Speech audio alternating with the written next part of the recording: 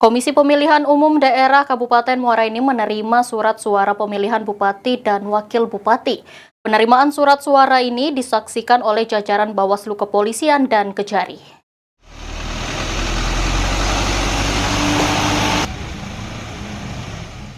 Komisi Pemilihan Umum Daerah Kabupaten Muara Enim menerima surat suara pemilihan Bupati dan Wakil Bupati setelah dilakukan penyerahan yang disaksikan pihak terkait. Surat suara langsung dibongkar dan dimasukkan ke dalam gudang logistik KPUD di Jalan Jenderal Sudirman, Muara Enim.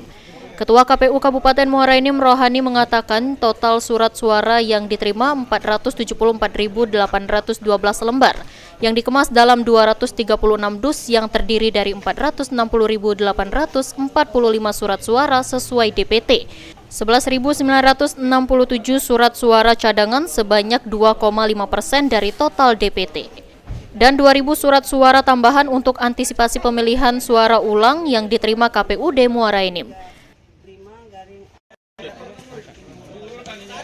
Tadi kita membuka dari mobil itu langsung diangkut ke gudang KPU. Itu kita saksikan bersama-sama tadi dengan Bawaslu, pihak kepolisian, pihak kejaksaan, dan pihak Kodim.